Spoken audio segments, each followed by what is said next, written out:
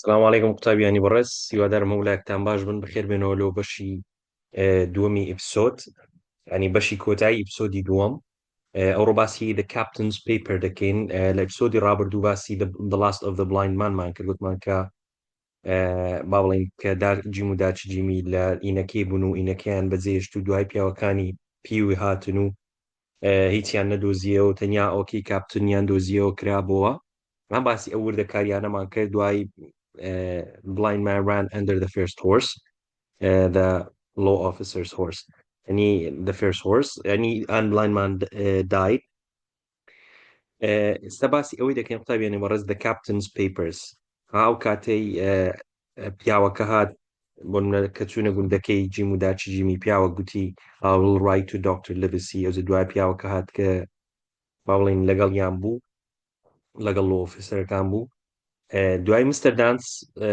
دانس گوتی ئەمن I'll write to Dr. Livesey گوتی دەچمە لای دکتۆر لێڤسی ئەگەر دەتەوێت بێ دەتبام جیم گوتی دەمەوێت بێم و I'll take it to Dr. Livesey ئەو شتێکە لە لامە لەبەرچێ he would take it to Dr. Livesey because he wanted to be safe so that it will be safe the map will be safe یان Flint's writing would be safe کاتە ئەوە بەو شێوەیە The Captain's Papers سەباسی ئەوەی دەکەین پڕاوەکانی کاپتنی مەبەستمان کاپتنەکە مەبەستمان کاپتن فلنتە قوتابیانی بەڕێز چکە پڕاوەکان دەگەڕێتەوە لە بۆ فلنتی باشە چکە دەڵێ Flint's writing زۆر باشە بەڕێزان جیم دەڵێ we found Dr. Livesey at the hall دەڵێ دکتۆر لڤسیمان لە هۆڵەکەی بوو where he was having dinner with Squire لەگەڵ Squire نانی باڵین ئێوارەیان دەخوارد A servant led us through the great house to the library where both were smoking their pipes next to the fire. يعني قوتابیانی بەڕێز دکتۆر لڤسی لە ماڵی خۆی نەبووە لە ماڵی سکواری بووە یان ڕێگان پیشان دەدا to the library کەواتە ئەوان لە چێن دەرن لە library چ دەکەن they were both smoking their pipes یعنی جغارەی دەچێشن next to the fire لە تەنیشت ئاگرەکەی ئێستا جیم باسی سکوایرمانەوە دەکات قوتابیانی بەڕێز وەسفی سکواری زۆر گرنگە تەمان سکوایر چەند ناوەچێ قوتابیانی بەڕێز دەتوان لە ئێستاوە لە خۆتان بینوسن هەرچەندە ئەوەی ئێستا من دەینوسم هەمووی لەو ئیپسۆدەی باز ناکا لەوان تر باز دەکا بەڵام بینوسە و بیزانە سکوایر ئەوە ناوەشتی جۆن ترلۆنی ئەوەش ناوەشکەیتی جۆن ترلۆنی ناوەشکێشی دەتوانین بڵێن the admiral of the ship the admiral of the ship دەبتە ئادمیرۆڵی شیپەکەی باشە the admiral of Hispaniola the ship ئەوە ناوەکانی سکوایریە بەڵام وەسفیشمان هەیە ئاگادار بە وەسفەکانیشی گرنگە یعنی گە بڵێ جۆن ترلۆنی هەر سکوایرە گە بڵێ سکوار هەر سکوایرە باشە بەڕێزان وەسفەکانیشی دەکرێ وەکو ناو بەکاربێ لۆیە ئاگادار بن the squire was tall کەسێکی درێژ بوو باشە and strong man with eyebrows that were very black and moved a lot when he spoke yani زۆر بەهێز بوو پیاوەچی باشە و هەروەها برۆکانی زۆر ئەستور و ڕەش بوون و برۆکانی زۆر دەجوولان کە قسەی دەکرد باشە کە قسەی دەکرد برۆکانی خۆی دەجوولان Come in Mr. Dance he said in a loud voice squire گوتی وەرە Mr. Dance Good evening, said the doctor. Bablain Dr. Guti, good evening. What brings you both here? Dr. Dale Basha Ewa Sishtek Ango Hinaite Reher Duktan Jimu, Mr. Dance Pekawa. Babzain Tia, Babzain Hokara Ketia, Kajimu, Mr. Dance Pekawat. Nya, Wakulo Rasmajra Dia Raptabiani Bares. Agad Seri Awene Ken Barazan. Awenea, Lera, Mr. Dance Su, Dr. Levisiu. Jim Squire دانشتنە smoking pipes next to the fire ئەو ڕسمانە وە لێ دەکا بەبیر بێت و لە کاتی تاقیکردنەوە لێ ئاگداری بە Mr. Dance stood up and told his story یەکەم جا Mr. Dance قسەی دەکا بەڕێزان ئاگداری وی بن یەکەم جا Mr. Dance قسەی دەکا چی ڕۆژی خۆی دەژێتەوە چی ڕۆژی Mr. Dance چیە دەڵێ من لە ڕێگا بووم پیاوە کات گوتی با بڵین لە ئادمیرال بن بۆی کێشە هەیە ئەگە بەبییرتانبی جیم و داچی جیمیا یەکێکیان گوتی I'll write to Dr. Livesey لە بۆی یارمەتیتان لە بۆ بینم ئەگەر شتێک هەبوو باشە ئەو کوڕا Mr. Danسی لە ڕێگا دیتیە Mr. Danسی لەگە خۆی بردیتە ئادمیرال بن بۆی کەواتە بەو شێوەیە بەڕێزان The two gentlemen listened with surprise and interest. دەڵێ هەردووچیان بە پەشوکاوی و یاخود بە سوپرایزەوە وەروەها بە ئەوەیەوە گیان لێگرتن باڵێن Dr. Livesey. The two gentlemen مەوەستی Dr. Livesey و Squire. And Jim said the doctor. When Mr. Dance had finished, you have the thing they wanted. دکتۆر گوتی جیم ئەتو ئەو شتت هەیە کە ئەوان لەلاتە کە ئەوان دەیانەوێ. Here it is, sir. I said and I gave it to him. دەڵێ جیم گوتی بەڵێ ئەوە لەکنما فەرموو ئەوە تا and gave it to him. ئەو هیمە قوتابیانی بەڕێز مەبەستی Dr. Liveseyە. Gave it to him. ئەگە دیقەتن لەوێنەکەش ڕادیارە قوتابیانی بەڕێز. He held it for a moment. He held it. Hold presenter held the pasta. He held it for a moment and then put it carefully in his pocket. يعني دكتور ليفيسي لبو ماوەیەک با بڵێن تەمەشای ئەو شتەکەی کرد. Pocket covered in cloth. Held it for a moment and then carefully put it in his pocket. Yekser kiriye barchi. Squire, he said, Mr. Dance will go home. Squires, he said, Mr. Dance will go home, but I think Hawkins should stay at the house with us tonight and we should give him a dinner. دكتور ليفيسي هذا كذا لا سكواير يعني ما بلن آغاكا تشخواكا دكتور ليفيسي دلا مستر دانس will go home يعني ديانه مستر دانسی بەڕێکن هەرچەندە مستر دانس کۆمەڵک زانیاری دەزانی بەڵام هێشتا بە تەواوی نازانی ئەو شتەی لەناو بەرچی جیمیە چییە ئاگدار بن مستر دانس دەزانی جیم و داچی جیمی چوونە میوانخانەکەی لەوێن دەردوای پیاوەکانی پی و هاتن و ئەوانە چکە جیم دەڵێ I told them everything جیم دەڵێ I had told him everything يعني هەموو شتەکەم پێگۆ کە مستر دانسە کەواتە مستر دانس نازانین وردەکاری ناو ئەو پاکێت covered in clothing چییە بەڵام جیم ئەوەندەی بە مستر دانسی گوتی I think I have the thing in my pocket that they're looking for گوتی وابزانم ئەوەی کە من لەناو بەرکمە ئەو شتێ ئەوان لە دوای دەگەڕێن لەبەر چ جیم وا هەستی کرد قوتابیانی بەڕێز لەبەرەوەی سەرڕای ئەوەی هەموو شتەکانیشیان دیتبەوە باشە سیچێستەکەی کاپتنی و پارەکەی کاپتنی و هەموو شتەکانیش پی و هەردێگۆ keep looking yani پی و هەردێگۆ لە دوای بگەڕن کەواتە جیم زانی شتێک لەکنەوی هەیە ئەوان لە دوای دەگەڕێن. Okay. پێنجەمی قوتابی ئەمڕۆز so I ate a wonderful dinner at the hall while we talked. دڵێ نانەکی خۆشم خوارد لە هۆڵەکەی کەواتە جیم نانەکەی لە هۆڵەکەی خواردیە. I have heard of this man Flint, said Trelawney. دەڵێ Squire دەڵێ قوتابیانی بەڕێز Squire دەڵێ I have heard about this man. يعني مەوەستی فلنتە دەڵێ ئەمن جێم لە کاپتن فلنتی بووە.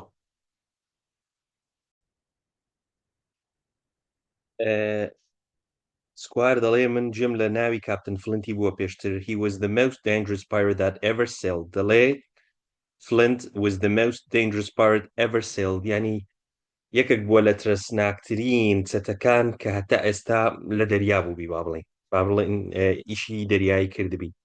Ever sailed واتە کەشتی لێخوڕین و ئەوانە sailing واتە گەشتی دەریایی باشە بەڕێزان کەواتە چی ئەو قسەی کرد دەتوانین بڵێن he was the most dangerous pirate ئەوە Trelawney یاخود Squire ئەو قسەی کردیە باسی فلنتی دەکە I have seen his ship ئاگدار بە Squire دەڵێ من کەشتیەکەشیم دیتیە I have seen نەک I have been on his ship نەک بڵێنە ناو کەشتیەکەی بوومە I have seen باشە بەڕێزان with terrible eyes painted on its sails ئەوە دەنجی زیە قوتابیان sails with terrible eyes يعني وەکو بڵێ چاوی ترسناک و لەسەر ئەوەکەی بووە لەسەر چارۆگەکەی چارۆژی کەشتیەکەی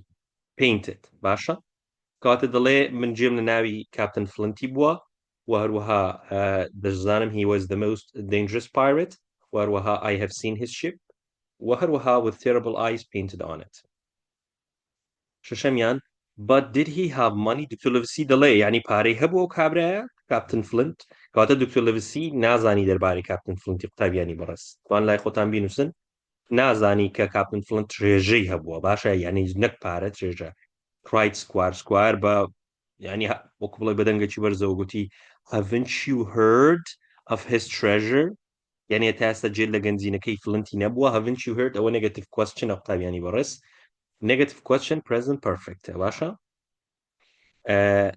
what were those scoundrels looking for it is not money ئەگەر پارە نەبی ئەو گەمژانە باشە Squire دەڵێ ئەگەر پارە نەبی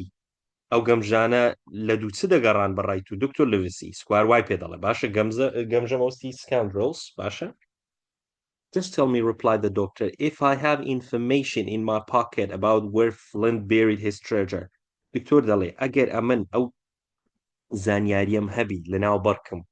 where Flint buried his treasure. Flint treasureەکەی لە چێن دەربووە. What does that mean we should do? يعني دەبی چ بکەین بەڕای تو سکوایر؟ يعني ئەو های پێ دەڵێ گەزانێ کەواتە دکتۆر لڤسی دەربارەی فلنت و ترێژەی فلنتی نازانی بەڵام دەزانی ئەوەی ئەو چەتانە دوای دەگەڕێن شتەکە لە بابەتەی باشە بەڕێزان لەبەر چێ لەبەرەوەی جیم لەگەڵە خۆی هینایەتی و سەرڕای ئەوەش ینی چەتەکان هێشتاش بە دوای شتی دەگەڕن کاتە ئەوە هۆکارەکە لەوانە. What does it mean? Cried Squire. يعني مبسط چییە؟ يعني بەتأكيد مەبەستی ئەوەیە سکوار دەڵێ ینی کو حەقسەی دەکات. If we have information you're talking about ئەوەی تو دەڵێ ئەگەر هەبی بەجددی ئەوەیە تو دەڵێ ینی زانیاریمان هەبی لەسەر ترێژەر و ئەوانە it means that I will go to Bristol. يعني مانای وایە من دەچمە برستل شارەکە لە لەندەن قوتابیانی بەڕست and buy a ship یەکسەر کەشتێکی دەکڕم باشە and buy a ship کەشتێکی دەکڕم and we find the treasure وەدەچین ترێژەرەکەش دەبینەوە even if we spend a year looking for it دەڵێ ئەگەر ساڵێکیش بە دوای بگەڕین ینی من کێشەم نییە هەتا ترێژەرەکەی دەبینەوە ئەها کەواتە قوتابیانی بەڕێز دکتۆر لەڤسی دەڵێ باشە ئەگەر ئەو زانیاری ئەتو باسی دەکەی ئەو شتانەی ئەتو باسی دەکەی لە لای من هەبی ئەوەی دەربارەی فلنتی چ بکەین سکوارش دەڵێ it means that I'll go to Bristol and I will buy a ship یەکسەر دەچم کەشتێکی باش دەکەم چکە سکوار ئاغایەکی خایە بەڕێزان دەوڵەمەندە باشە very well said the doctor put the packet on the table in front of him یەکسەر گوتی زۆر باشە یەکسەر پاکەت کەڤەردین کلۆذەکەی لە پێش خۆیدانا کەواتە سێ کەس لەو شوێنە بوون کە پاکەت کەڤەردین کلۆذەکە کرایەوە Squire Trelawney, Dr. Livesey, لەگەڵ Jim. Now then, if Jim agrees, I'll open. طبعا لەبە ڕێزێک لە بۆ جیمی کە هینایەتی لەگە خۆی سکوار دەڵێ بابڵین دکتۆر لڤسی دەڵێ ئەگەر جیم ڕازی بی ئێستا من ئەو پاکەتەی دەکەمەوە کەواتە دکتۆر لڤسی پێشەوەی پاکەتەکەی بکاتەوە asked for Jim's agreement or confirmation yani پرسیاری لە جیمی کرد and he started to open the cloth that covered یەکسەر دەستی کرد بەکردنەوەی ئەو پارچە پەڕۆکە inside there were two things قوتابیانی بەڕێز زۆر ئاگداری ئێرانە بن هەندێک زانیاری وردی تێدایە یەکەم دەڵێ دوو شت لە ناو پاکەتەکەی بوو باشە a book and a roll of paper باشە a book and a roll of paper یعنی کتێبێک و لەگەڵ پارچە کاغەزێکی لولدراوە the book was full of names کتابەکە چی تێدا بوو full of names numbers and dates ناو ژمارە بەروار ناو ژمارە بەروار یعنی ناوی کەسایەتی و ناوی شتە number ژمارە dates بەروار با بڵێن ئەو ناو ئەوانە چ بوو باشە کەواتە چێت ئەوەکەی کردەوە پاکێت کەڤەردین کلۆذەکە قوتابیانی بەڕێز دکتۆر لڤسی کردیەوە کە کردیەوە چی تێدا بوو دووشتی تێدا بوو چوسێ a book and a roll of paper يعني Jim that took the packet covered in cloth contained باشە دووشتی تێدا بوو a book and a roll of paper ئەو دوای تێدا بوو This is Billy Bones' account book cried Squire گوتی ئەوە پێم وایە کتابی حساباتی Billy Bonesیە Billy Bones مەبەستی کاپتن بێڵە باشە the names are بابزانین ناوەکان لە بۆ چ دەگەڕێتەوە چکە گوتمان سێ شتی تێدا بوون ناو کتابەکەی وایە لە ناو کتابەکەی full of names ناو ژمارە بەروار ئەو سێ شتەی تێدا بوو ناوەکان چ بوون the ships that he sank ئەوە ئەو کەشتیانە بوون کە نقومی کردوون با بڵێن ئەوانە چەتەنە لە دەریانە چڕیان کردیە و کەشتەکانیان نقوم کردیە ناوی کەشتەکانی نووسیە باشە the numbers show the money he took from them و ژمارەکان ئەوە ئەو ڕەپارەیە کە لە کەشتیەکانی وەرگرتیە یعنی ناوەکان ناوی ئەو کەشتیانەیە کە نقومی کردیە لە دەریادا و هەروەها ژمارەکانیش show the money ئەو پارەیە کە لیانی وەرگرتیە باشە کە فلنت لیانی وەرگرتیە کەەوە Billy Bones account بکە بەڵام دوجار ئەوە فلنت ئەو شانەی کردیە بەڕێزان The doctor carefully opened the rolled up paper and we saw a map of an island دەڵێت دکتۆر کردیەوە ڕۆڵۆ پێپەرەکەش کردەکاتە هەتا ڕۆڵۆ پێپەرەکەش بەڕێزان هەر دکتۆر لەڤسی کردیتەوە یعنی پاکێت کەڤەرد کلۆذەکە هەر ئەو کردی ڕۆڵ پێپەرەکەش هەردوو لەویسی کردیەوە ولا با بڵین we saw a map of an island ئەمە نەخشەکمان دیکە ڕۆڵ و پەیپەرەکە چ بوو a map of an island مەبەستمان دوورگەیە یعنی نەخشەی دوورگەیەک complete with latitude and longitude هێڵی درێژی و پانی ینی هێڵی درێژی و پانی چێشرا بوو باشە names of hills and bays وەروەها ناوی چیاکان و کەندا و کەناراوەکانشی تێدا بوو ناوی باڵین گرد و ئەوانە ناوەکان تێدا بوو لەسەر ماپەکەی باشە a large hill in the center named spyglass and every detail باشە دەڵێ با بڵین لە گەنجینەکەی یاخۆ لە treasure island ئەو شتانەی تێدایە a large hill گردێکی زۆر گەورە in the center لە سنتەریتی کە لە نەخشەکەی وا هەست پێ دەکرێ ناوی چییە the spyglass تابیان ئەگەر ببیتان بی spyglass گوتمان شتش کەشە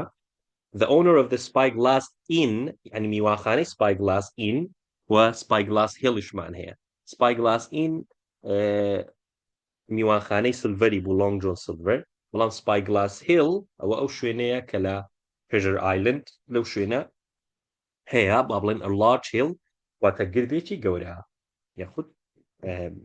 گردێکی بەرز every detail that captain would need to bring a ship in safely دەڵێ هەموو زانیاریەکی وردی تێدا بوو دەربارەی ئەوەی کە چۆن کەشتی لەنگەر بگرێ لەوێندە چکە قوتابیانی بەڕێز کەشتی و تو سیارەکی نییە و عنی بڵێ تو سیارەکەت پێبی بکەی خۆ لە جێیکی ڕاگری نەخێر دەبی کەشتی ئەنی با بڵین وردەکاری زیاتری دەوێت یعنی لە چ شێوەیەک بە چ ئاراستەیەک چکە دەبی بە بەلەمی بڕۆیە ناو treasure islandەکە ناکرێت و کەشتی لە شوێنێکی ئەوە drop anchor یعنی وەبستی ئەوەیە ڕای بگری باشە کەواتە هەموو زانیاریش تێدا بوو لەوەی کە چۆن کەشتیەک بڕوات و بە سەلامەتی لەوێ کەشتیەکە ڕابوەستی هەنی bring a ship in safely مەبەستیەوەی پارکینگە ینی وەچی گەراجێکی لۆ سیارێکی گەرەوها بیوشو بێنین واتە هەموو زانیاریی تێدا بوو تابیانی بەڕێز دەڵێ there were 3 red crosses باشە قوتابیانی بەڕێز یعنی 3 red cross هەبوو one was in the southwest یەک شتیانی باس کردی دەڵێ the southwest باشە بەڕێزان یعنی لە باشووری خۆر ئاوا باشە بەڕێزان west south west يعني ئێرە با بڵین bulk of treasure بەڕێزان ها ئەو زەرد با بڵین ئەو زەربەیە باشە بەڕێزان کە دەڵێ زەر دەڵێ cross مەبەستی زەربە لەگە ئەو زەربەیتی south west باشە ئەوە لە south westیە ڕاوکەینە سۆر ئەوەیان لە south westیە یەک شتی south west و ئەوی باز دەکە ئەویش bulk of treasure یعنی تەواوی گەنجینەکە دەڵێ one was in the southwest had these words next to it bulk of treasure واتە تەواوی گەنجینەکە یاخود گشتی بە گشتی گەنجینەکە لەوێن دەربوو bulk of treasure دووەم red cross یەکەم red cross گوتمان the southwesتی بوو باشە southwest ئەوە نەخشەکەیەوە لە پێشمانە the second one the red cross showed where some silver was buried دووەم red cross پیشان دەدا کە سڵڤەرەکان لە چێندەر بوون واتە زیوەکان لە چێندەر نێژرا بوون ئەوە دووەمیان بوون third red cross some weapons red crosسی سێم باسی چەکوشتی بوو قوتابیانی بەڕێز هەر لە بۆ خۆتان ئەولەویەت لە بۆ چییە لە بۆ تەواوی گەنجینەکەیە کەواتە لە ئیمتحانێ بزانە first red cross bulk of treasure یعنی هەمووی بگشتی واگەدار بە وشەی bulk ئێڵەکەشی دەخینرێتەوە bulk of treasure باشە the second red cross باشە دووەم ئەولەویەت بەڕای توچەکە یان زیوە بەتەکید زیو بە بەهاترە ئەوها ئەولەویەتەکەی لەمە چ خۆدوها زیاد بکە بەڵێ تاو ئەولەویەتەکە سلڤەرە و سێمیان weapon واتە چەک باشە بەڕێزان ینی red cross یەکەم bulk of treasure لە south westە باشە و red crosسی دووەم کە باسی وی نەکردیە لە چێندەرە بەڵام بەپێی نەخشەکەی دیار لە چێندەرە لە نۆرثیە بەڕێزان وەتە لە باکوورە بەڵام باز نەکرایە لە نووسینەکەی وەکو دەیبینن ئەلێرەیە بەڕێزان ئەو کرۆسەیە سلڤەرە دووەمیان سێم ڕێد کرۆسیش وێپنەکانە ئەلێرەیە باشە بەڕێزان زۆر باشە there were detailed notes and instructions on the back of the map کەواتە لەسەر ڕووی ئەوەکەی بەڕێزان لەسەر پشتی on the back of the map لەسەر پشتی ماپەکەی نەخشەکەی دیتیل نوتس دووشت هەبوون دیتیل نوتس واتە وردەکاری تێبینی زیاتر instructions واتە ڕێنمایی on the back of the map یعنی ڕێنماییکردن لەوەی چۆن کەشتەکەی بێ ئێو بە سەلامەتی لەنگەر بگری و لێ ڕابوەستی و شتەکانی خۆت بینی با بڵێن بچی لە بۆ ترجەرەکەی چکە کاپتن فلند کە لەوێ شاردیتەوە بەنیازیەوەی بۆ بگەڕێتەوە لە بۆی بەڵام نەیتوانی و مردیە و دوای ماپەکەی دایتە خۆشەویستترین برادری ئەوش فلندز فرست میت کاپتن بێڵا باشە بەڕێزە 11 جیم دەڵێ I did not understand the map هیچ لە ماپەکەی تێنە دەگەیشتم هیچ ینی نازانم جیم گچکێم ناکارە کە توانی چیە But Squire and Dr. Livesey were very excited. But Squire و Dr. Livesey زۆر بە پەرۆشەوە یعنی they were very excited پەرۆش بوون ینی بیانەوە دیار بوو باشە تو ئەوم پارەی لە یەک ڕاببینیەوە بە تەکید دڵت خۆش دەبی و باش by tomorrow evening Squire دەڵێ by tomorrow evening ینی بەیانیەکەی باشە tomorrow evening بەیانی ئێوارەکەی با بڵێن I shall be in Bristol Squire دەڵێ ئەمە دەی بچمە Bristol باشە بچمە London said Squire then in 3 weeks دەڵێ لە 3 هەفتەی ئەوەی لەلای خۆت خەتی لێدە قوتابیان we'll be sailing the best ship و باشترین کەشتی دەکڕم و we'll be sailing واتە لی دەخوڕین باشترین کەشتی the most efficient crew وەروە باشترین تاقم in England باشترین تاقمی کەشتی چکە کەشتیش تاقمی هەیە قوتابیان خۆ ناکرێ هەموو کەسە کەشتی لێ بخوڕی هەر یەکە و زانیاری خۆی کەواتە with the most efficient crew واتە تاقم بەڕێزان crew دەنجی ئوی درێژی تێدایە باش Hawkins you will be the cabin boy ئاها لێرە دکتۆر لڤسی ئەوەکانیان دیاری دەکا باشە قوتابیان بەڕێز با بڵین هەر یەکە و چ ئیشێکی هەیە باشە عفو نەک دکتۆر لڤسی سکوایر بەڕێزان سکوایر ئەو شەی دەکات دەڵێ هۆکنز ناوی جیمیە you will be a cabin boy واتە وەکو بڵێ یارمەتی دەر باشە کەسێک یارمەتی بدا یارمەتی دەری ئیشەکەی cabin boy Dr. Livesey you will be ship's doctor دکتۆری دەبتە ship's doctor واتە دکتۆری کەشتی I will be the admiral دەڵێ منیش دەمە admiral یعنی تابیان وەکو بڵێ کاپتن باشە admiral یعنی هەموو شتەچی بەدەستە لە کەشتیەکەی will take my man سکوار سێ پیاوی هەیە قوتابیانی بەڕێزە و سێ پیاوە هەتا کۆتایی ئیپسۆدەکەی لەگەڵمان دەمەندوێە زانیاریتان لەسەریان هەبی زۆر باشە old Tom Redruth یعنی ئەگە گوتی Tom Redruth ئەو مەبەستی پیاوی سکوایریە Redruth کە تۆمەش کەشمان هەیە دوای دەخینین جۆیس لەگەڵ هەنتەر سکوار سێ پیاوی خۆشی لەگەڵە خۆی دەبات باشە زۆر باشە 12 we'll have good winds a quick voyage and no difficulty at all in finding the treasure سکوار دەڵێ من دڵنیام یعنی ئەمە هیچ شێشەکمان نابی لە دۆزنەوەی ئەو ترێژەرەی ینی هەم گەشتێکی سەلامەت و خێرا و هیچ شێشەکمان نابی and more money than we can imagine وەروە پارەی زۆریش قازانج دەکەین Trelawney said the doctor I'll go with you and I think Jim will too but there's only one man I'm afraid of دکتۆر دەڵێ Trelawney ئەمن دێم لەگەڵت Jimmy جوابزانم دێ but there's only one man I'm afraid and who's that asked Squire with troubled look Squire وەکو بڵێ بە فەیسەک و یعنی بەدەموچاوەشی وەکو بڵێ چێشەک ئەوە چێە ئەو کەسە وتی ئەوە چێ مەقسەدت چێت و on his face you دکتۆر لڤسی دەڵێت تۆ replied the doctor because you can't keep a secret کەواتە دکتۆر لڤسی پێی وایە لە چێ دەترسێ لە سکوایری دەترسێ و پێی وایە سکوایر ناتانی نهێنی بپارێزی you can't keep a secret چکەوە بەڕێزان ترێژەرە و گەنجینێ و دۆزینەوەی گەنجینە پێویستی بەوەی نهێنی بپارێزی چکە ئاسان نییە کەسێک بیزانی لەوانەیە چێشەر لە بۆ دروستکە ئەتر ئەو وردەکاریانە دەبی هەمووی بە شاراوی بێڵدرێتەوە ئەلوێ دەڵێ I'm afraid you can't keep a secret لە تۆ دەرسێم لەبەرەوەی ناتوانی تۆ نهێنی بپارێزی We are not the only men who know about this document ئەوەی هاڵایتە بەڕێزان ئەوە چێ دەیڵێت دکتۆر لڤسی دەڵێ ئەمە تەنیا کەس نینە کە دەزانین دەرباری دۆکیمنت مەبەستی پاکت کەڤردین کلۆڤە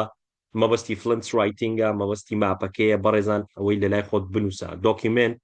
مەبەستی ماپەکەیە، مەبەستی فلنس ڕایتینگە، مەبەستی ماپە، یعنی ئەو شتانە هەمووی pocket covered in cloth. Those men who attacked the inn tonight are not far away, and I'm sure, according to Jim, they want that money. دەڵێ ئەمە بەتەنێنینە سکوایر لەبەر هەندێک دەڵم دەبیت و ئەو شتەی ینی بپارێزی و بە شاراوی بێڵیەوە لەبەر چێ لەبەر ئێمە بەتەنیانینە خەڵکی تریش دەزانی دەربارەی ئەو ماپ و نەخشەیەی ئەوانەی کە ئەو ڕۆهاتن و بەسەر ئینەکەیاندادا زۆر دوور نینە بە پێی ئەوەی جیم دەیڵێ هەنی جیمە قسەی دەکا بە پێی ئەوەی جیمی بی ئەوان ئەو شتیان دەوێت باشە they want that money ینی ئەو شتیان دەکە. We must be very careful until we are on our way. دەبی زۆر زۆر وریابین هەتا دەگەینە سەر کەشتێکە و دەڕۆین. And we must not say a word about this map to anyone. Dr. Levisi دەڵێ نابی یەک وشەش we must not say a word about the map this map to anyone. نابی یەک وشەش دەربڕین دەربارەی ئەو ماپە لەکن هیچ کەسێکی. Dr. Levisi بە سکوار دەڵێ you have a point. I'll be as silent as the grave. Squire دەڵێتە چی you have a point دەڵێتە دکتۆر لەڤیسی بەڵێ قسەکت کرد سکوار و گاڵتە جارێ دەڵێ بەڵێ ڕاست دەکەیت و قسەکت هەیە نانا میهمە قسەکەت I'll be as silent as the grave وەکو گۆڕ بێدەنگ دەبم مەوەستی وەکو مردووەکم لێدێ و ئەو نهێنیەی ئاشکرا ناکەم و هیچ کەسەکی ناڵێم. بەڵێ بەڕێزان ئەوە کۆتایی ئیپسۆدی دووەمە لەگەڵ ما من با هەموو پرسیارە وزارەکانی ئیپسۆدی دووەم بێکەوە شکار بکەین.